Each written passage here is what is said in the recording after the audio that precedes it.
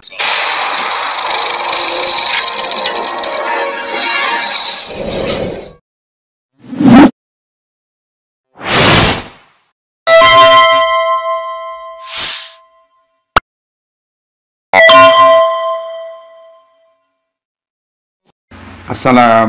warahmatullahi wabarakatuh, pemirsa.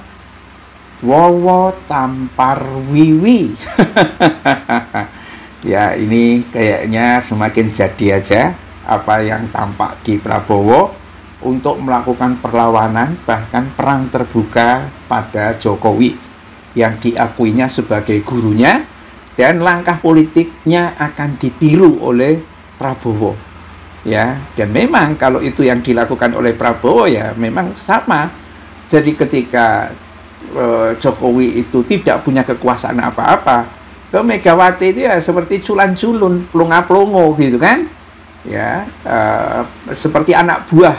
Dan itu pernah diabadikan oleh Puan Maharani, bagaimana Jokowi itu seperti orang yang nggak ada gunanya, petugas partai, untuk menunjukkan bahwa dia tidak punya otoritas apa-apa walaupun sebagai seorang presiden di mata Jokowi, ya, yang memberikan tugas kepada Jokowi itu. Sama kelihatannya seperti Prabowo. Pada awal-awal Prabowo jadi presiden, ya, dia juga nyanjung-nyanjung, nyium tangan atau kayak tunduk banget ke Jokowi itu.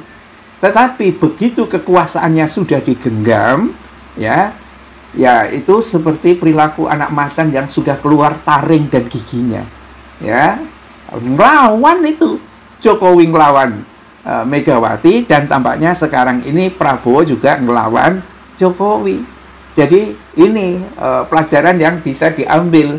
Nah, siapa sangka tiba-tiba dalam sebuah kesempatan, ya, di apa namanya, ya, di JIS apa di mana itu, Prabowo mengatakan bahwa kemiskinan yang terjadi sekarang ini itu didahului oleh pemimpin terdahulu yang tidak pandai. Siapa yang dimaksud ini? Ya kan? Ya, apakah si plonga-plongo? Apa Bung Karno? Kalau Bung Karno kan saya kira enggak lah. Masa enggak pandai Bung Karno? Pandai lah. Ya kan? Soeharto, bagaimana mungkin Soeharto enggak pandai? Pandai lah, gitu kan? SBY, ya, SBY pandai, ya, dia membawa kemakmuran dengan pertumbuhan ekonomi cukup bagus. Yang hancur-hancuran itu hanya pada masa Jokowi saja. Tuh, ya, kalau Megawati kan hanya 2 tahun, Gus Dur juga segitu juga, gitu kan. Tetapi yang supaya tidak tampak bahwa Prabowo itu nyerang langsung ke Jokowi, ya, pemimpinan terdahulu itu zaman kemerdekaan katanya. Ya jauh lah, analisisnya. Tetapi jangan lupa juga, itu hanya boleh 1 tahun saja. Tapi kalau sampai tahun kedua juga kemiskinan itu ada, banyak, konstan, atau bahkan lebih buruk.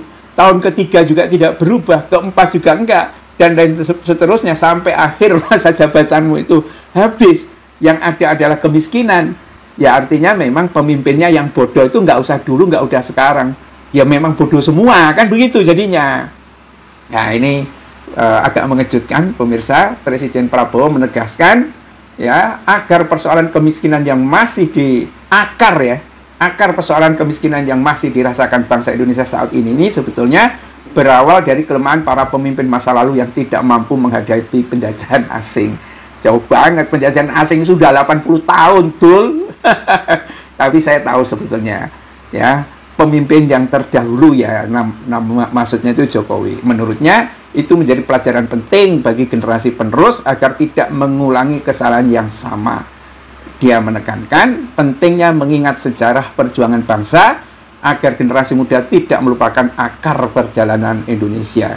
Ini untuk generasi penerus, jangan sekali-kali dilupakan bahwa kita merdeka karena ratusan tahun perjuangan, perjuangan fisik, perjuangan perang, dan lain sebagainya.